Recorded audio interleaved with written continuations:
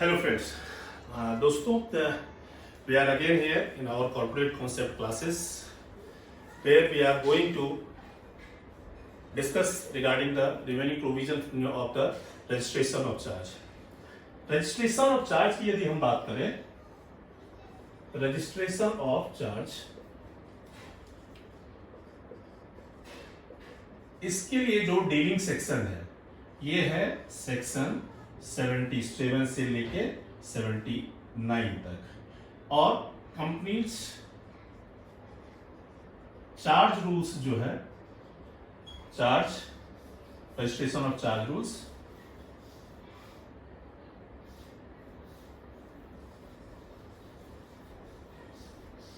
Rules का rule 3 और form जो है इसमें CHG1, CHG9, CHG3। फ्रेंड्स, सबसे पहले जो हम लोग बात कर रहे हैं registration of charge. Registration of charge का मतलब क्या होता है कि कब जो है सो मीन्स की चार्ज को आरओसी यानी रजिस्ट्रार ऑफ कंपनीज, कंपनी है तो इसके लिए कंसर्न अथॉरिटी हर चीज में usually registrar of charge companies होते हैं, तो उनके पास अपने चार्ज को रजिस्टर्ड करवाना यानी कि उनको इन्फॉर्म कराना कि और उनसे सर्टिफिकेट ऑफ रजिस्ट्रेशन लेना, that is called registration of charge. अब बात करते हैं क्या कि where the charge is created within और आउटसाइड इंडिया, कि यदि चार्ज जो है प्रॉपर्टी जो है वो इंडिया में है या चार्ज की प्रॉपर्टी आउटसाइड इंडिया है तो उसके लिए क्या क्या प्रोविजन होंगे। तो charge is created on property, assets or any undertaking of the company whether tangible or intangible.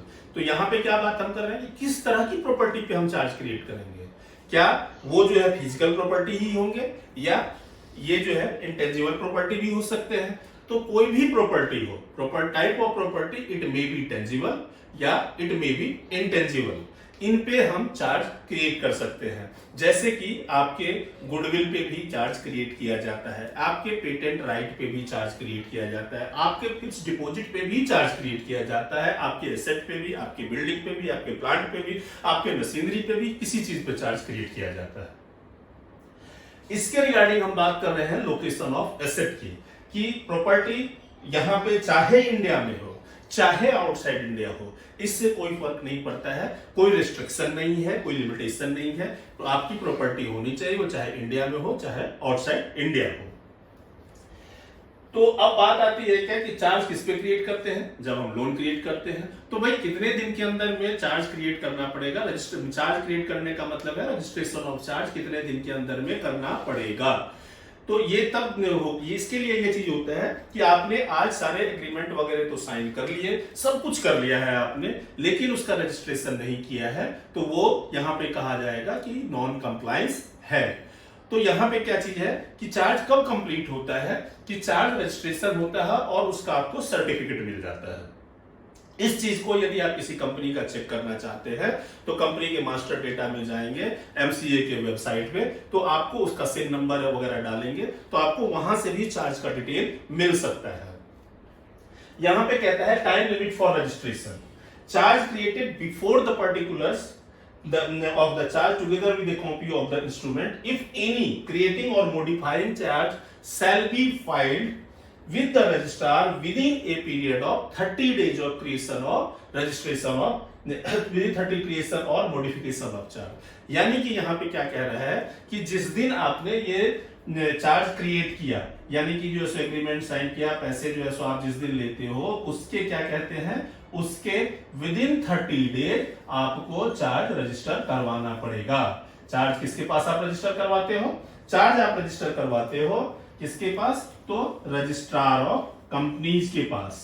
अब इसके लिए क्या तरीका है, तो इसके लिए आपको आरओसी के पास फॉर्म फाइल करना पड़ेगा। कौन सा फॉर्म फाइल करना पड़ेगा, फॉर्म फाइल करना पड़ेगा CHG1 एंड CHG9। CHG9 किसके लिए है और CHG9 किसके लिए है, ये है डिवेंचर के लिए।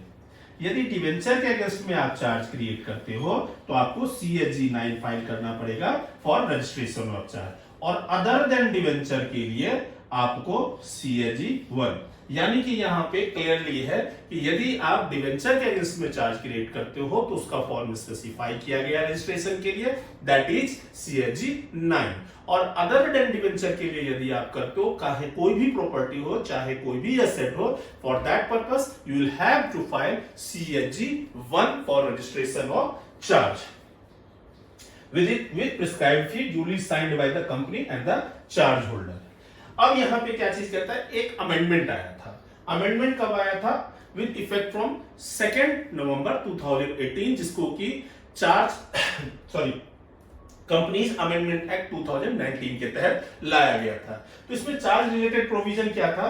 इन case of charge created or modified before the commencement of companies amendment act 2019, that is 2 November 2018, इससे पहले यदि आपने चार्ज क्रिएट किया हुआ है तो वहां पे क्या कह रहा था कि रजिस्ट्रेशन ऑफ चार्ज के लिए जो टाइम पीरियड दिया हुआ था वो 300 दिया गया था, लेकिन with in a period of 300 days of such creation और 6 मंथ्स, यानी कि या तो जो है सो 6 महीने के अंदर में या तो 300 डेज के अंदर में, फ्रॉम 2 नवंबर 2018। जैसे मान लेते हैं कि आप कहोगे क्या कि जो 300 डेज और 6 मंथ में तो ऑब्वियसली 300 डेज ज्यादा हुआ, लेकिन यदि ये 2 नवंबर 18 दिया हुआ है, यानी कि सपोज करो कि 30 सितंबर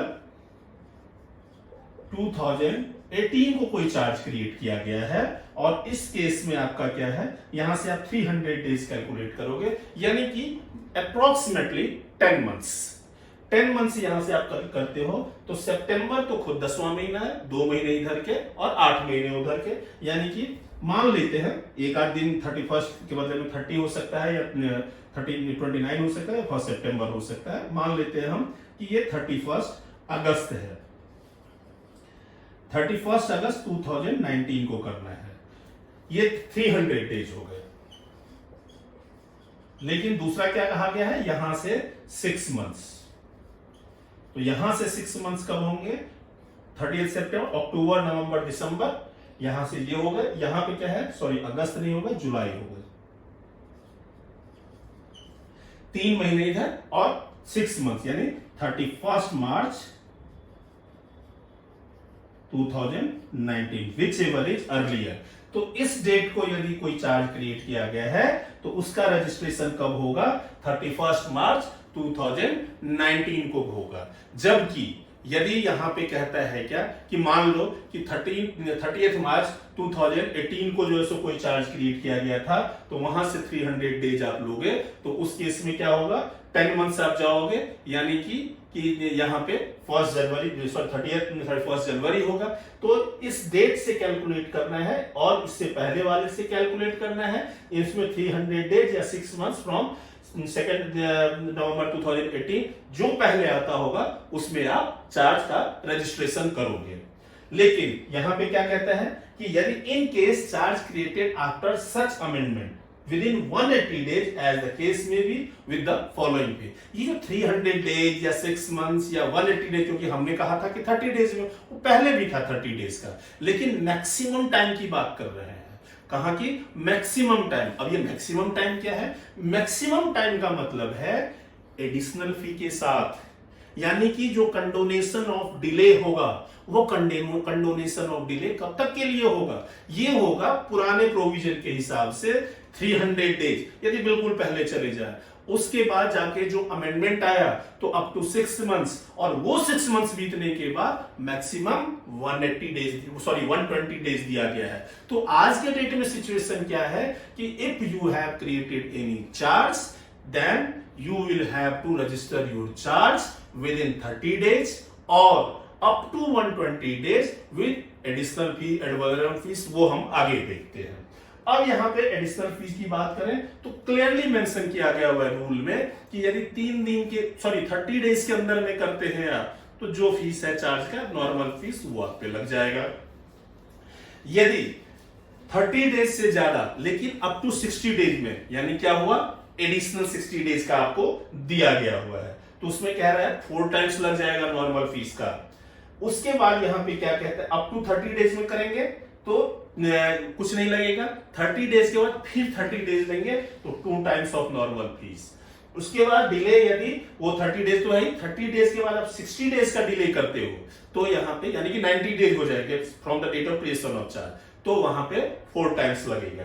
यदि यहाँ पे कहता है कि 60 डेज से ज्यादा यानी 90 days from the creation of charge से ज्यादा, ये डिले की बात कर रहा है, 30 डेज को एक्सक्लूड पहले कर दिया हुआ है, तो यानी from the date of creation of charge up to 90 days जो, तो आपको कितना लग रहा है 4 टाइम्स। लेकिन 90 डेज से ज्यादा और एडिशनल 180 डेज तक है तो उसके केस में 6 टाइम्स। और फिर कह रहा है क्या कि 120 डेज से ज्यादा और अप टू 210 डेज तक, तो उसके केस में कह रहा है 10 टाइम्स। और मोर देन 210 डेज यानी डिले 180 डेज, तो उस केस में क्या कह रहा है कि 12 टाइम्स ऑफ नॉर्मल फीस। तो ये जो है सो यहाँ पे एडिशनल फीस के साथ आपको तो 120 डेज ये हो गया प्लस 30 डेज हो गया, यहां तक तो 12 टाइम्स ऑफ द नॉर्मल फी के साथ आपका चार्ज रजिस्टर हो जाएगा। अब ये कह रहा है क्या कि स्मॉल कंपनी और 1 पर्सन कंपनी और other than small company and 1 person company के केस में क्या कह रहा है, यदि 30 डेज ऑफ डिले है यानी up to 60 days from the creation of charge या मॉडिफिकेशन ऑफ चार्ज, तो 3 टाइम्स ऑफ नॉर्मल फीस, जबकि अदर देन स्मॉल कंपनीज में है 6 टाइम्स। यदि more than 30 days and up to 90 days है यानी up to 120 days from the date of creation, जो कि हमने अभी भी पहले देखा है कि डिले की बात करें तो 120 डेज वगैरह दे रखा है, तो 90 डेज दे रखा है, तो यहां पे कहता है कि 3 टाइम्स ऑफ द नॉर्मल फी तो लगेगा ही लगेगा, प्लस 0.2025% एड वॉलरम फीस, और अदर कंपनीज के केस में 0.05%, तो 6 टाइम्स तो लगेगा ही लगेगा, प्लस जो है सो ये एड वॉलरम फीस। एड वॉलरम का मतलब क्या हुआ, based on the basis of value किसका, जो चार्ज का अमाउंट है उसका, तो उसके बेसिस पे आपको एड वॉलरम फीस भी लग जाएगा। अब यहां पे कहते हैं क्या कि verification of the instrument of charge. Verification of the instrument of charge क्या हुआ कि भाई आपने जो चार्ज क्रिएट किया हुआ है वो चार्ज का जो डॉक्यूमेंट है, वो चार्ज के जो इंस्ट्रूमेंट हैं, क्या वो जो है वो सही है या नहीं है, उसके रिगार्डिंग जो प्रोविजन दिया हुआ है वो कहां दिया हुआ है, रूल 3 सब रूल 4 में दिया हुआ है। Companies registration of charge rule के रूल 3 सब रूल 4 में क्या दिया हुआ है, verification of the instrument of the companies registration of charge rules where the instrument or deed relates solely to the property situated outside India। तो यहां पे दो पार्ट में बाइफरकेट किया गया है कि प्रॉपर्टी इंडिया में सिचुएट कर रहा है या प्रॉपर्टी आउटसाइड इंडिया सिचुएट कर रहा है। यदि प्रॉपर्टी इंडिया में सिचुएट कर रहा है तो इस केस में क्या चीज कहते हैं, the copy shall be verified by the certificate issued either under the seal of the company or under the hand of any director or company secretary of the company or an authorised officer of the charge holder. कौन कर सकता है, या तो director करेगा या तो company secretary करेगा या किसी को स्पेसिफिकली चार्ज होल्डर ने यानी कंपनी ने ऑथराइज किया है तो वो करेगा। और under the hand of some person other than company being interested in the mortgage or charge stating that it is a true copy. या तो ये लोग करेंगे या कोई दूसरा पर्सन जो कि इससे जुड़ा हुआ नहीं है। तो यहां पे क्या कहता है, कंपनी बीइंग इंटरेस्टेड यानी कि जो है सो जो यहां पे मॉर्गेज या चार्ज में यहां पे इंटरेस्टेड है तो वो पर्सन जो है सो यहां पे वेरीफाई कर सकता है कि डॉक्यूमेंट जो भी यहां पे क्रिएट किया गया है दैट इज ट्रू। यदि यहां पे प्रॉपर्टी सिचुएटेड इंडिया है तो यहां पे क्या कहते हैं कि या तो डायरेक्टर या कंपनी सेक्रेटरी या किसी को जो है सो यहाँ पे ऑथराइज किया गया हुआ है कोई थर्ड पर्सन, तो यानी कि कंपनी का ही पर्सन होगा, तो वो यहाँ पे डॉक्यूमेंट को वेरीफाई करेगा। अब हम miscellaneous provision registration of charge का देखते हैं। तो यहाँ पे क्या चीज कहता है, the rights of the former charge holder will not be affected in case of the creation of subsequent charge. क्योंकि सीधी सी बात है कि हमने पढ़ा था जो टाइप्स ऑफ चार्ज में पढ़ा था on the basis of condition. On the basis of condition में क्या था कि 3 तरह के जो सो चार्ज थे। कौन कौन से 3 तरह के चार्ज थे, सब्सिक्वेंट चार्ज, एक्सक्लूसिव चार्ज और परिपशु चार्ज। तो सब्सिक्वेंट चार्ज में क्या होता है और परिपशु चार्ज में क्या होता है कि परिपशु में तो क्लियर है कि जो है सो यदि one more than one charge holder यदि क्रिएट करते हो तो इक्वली बढ़ जाता है या उनके प्रॉपर्टी के हिसाब से बढ़ जाता है, परिपशु यानी प्रोपोर्शनेटली। और सब्सिक्वेंट चार्ज में पुराने चार्ज होल्डर से परमिशन लेकर के आप फिर किसी और के लिए भी इन फेवर में चार्ज क्रिएट करते हो, तो उसे क्या कहा जाता है, सब्सिक्वेंट चार्ज। तो यदि यहाँ पे सपोज करें कि चार्ज जो है सो जब क्रिस्टलाइजेशन की भी बात देखें या यहाँ पे चार्ज जब जो है सो जिनके फेवर में क्रिएट किया गया है उनको जब राइट एक्सरसाइज करना है, तो यदि आपने थर्ड पार्टी किसी सेकंड चार्ज होल्डर के फेवर में किया हुआ है तो क्या इनके राइट अफेक्टेड होंगे, तो आंसर है नो। ये कहां लिखा हुआ है, ये लिखा हुआ है सेक्शन 77 के क्लॉज 1 में। दूसरा क्या कहता है, provision related to register charge not applicable to charges as been prescribed in consultation with the RBI. ये एक एक्सेप्शन है। कहां का एक्सेप्शन है कि यहां पे कहता है कि चार्ज के जितने भी प्रोविजन आप पढ़ रहे हो वो जो है यदि कोई ऐसी कंपनी है, यदि कोई ऐसा चार्ज क्रिएट किया गया है तो रजिस्ट्रेशन ऑफ चार्ज जो कि आरबीआई के कंसल्टेशन से हुआ है तो वहां पे रजिस्ट्रेशन ऑफ चार्ज का प्रोविजन नहीं एप्लीकेबल होगा। इन case of non filing of particulars of charge, यदि आप चार्ज का पर्टिकुलर नहीं फाइल करते हैं तो क्या होगा, तो यहां कहता है it does not invalidate the charge against the company as a going concern, it is void only against the liquidator and the creditors at the time of liquidation. The company itself cannot have a cause of action arising out of non-registration. तो ये जो ऐसे यहाँ पे कहता है कि यदि चार्ज नहीं किया है, रजिस्ट्रेशन नहीं किया है, पर्टिकुलर्स फाइल नहीं किया है, अब है certificate of registration of modification of charge, section 77 subsection 2 read with rule 6 of the company registration of charge rules 2014। Provision क्या है, रजिस्ट्रार जो है हमने ये देखा रजिस्ट्रेशन ऑफ चार्ज के लिए जो फॉर्म है वो कौन सा है, तो रजिस्ट्रेशन ऑफ चार्ज के लिए फॉर्म नंबर कौन सा है, CHG 1 और 9 किसके लिए है, डिवेंचर के लिए। लेकिन registration of certificate of registration of charge जो मिलेगा वो किस में मिलेगा, CHG 2 में। और certification of modification of charge, यदि चार्ज में आपको कुछ मॉडिफिकेशन भी करवाना है तो वही फॉर्म जाएगा जो CHG जो रजिस्ट्रेशन के लिए जाता है, लेकिन सर्टिफिकेट जो मिलेगा वो CHG 3 में जाएगा। The certificate issued by the registrar whether in case of registration of charge or registration of modification of charge as the case may be shall be conclusive evidence। यानी कि एक बार ये सर्टिफिकेट मिल गया, रजिस्ट्रार ने issue कर दिया तो इसे जो है कंक्लूसिव एविडेंस माना जाएगा। तो ये सारे प्रोविजन जो थे ये registration and modification of charge के थे। अब इसके बाद जाके हम लोग देखेंगे कि सर्टिफिकेट हो गया, मॉडिफिकेशन हो गया, रजिस्ट्रेशन हो गया, रजिस्ट्रेशन के बाद सर्टिफिकेट ऑफ रजिस्ट्रेशन हो गया, मॉडिफिकेशन हो गया, इसके बाद वेरियस अदर प्रोविजन है। वेरियस अदर प्रोविजन में मेनली क्या चीज है, तो ये है क्या, certificate of satisfaction of charge. तो सेटिस्फेक्शन ऑफ चार्ज के लिए पहले हमें अप्लाई करना पड़ता है, अप्लाई करने के बाद फिर उसका सेटिस्फेक्शन का चार्ज का रजिस्ट्रेशन मिलता है। दूसरी बात ये चीज है कि इसके रजिस्टर ऑफ चार्जेस कैसे होंगे, यदि कंपनी में जो है सो कोई लिक्विडेटर अपॉइंट हुआ है तो क्या होगा, क्या modification registration of satisfaction of charge में कोई कंडोन डिले होता है तो उसका कंडोनेशन होता है। ये सारे प्रोविजन हम बहुत थोड़े से रह गए हैं जिसे हम नेक्स्ट क्लास में देखेंगे। फ्रेंड्स, ये मैं आप लोगों को अब तक जो भी पढ़ा रहा हूं वो एक सिंपल लैंग्वेज में पढ़ा रहा हूं।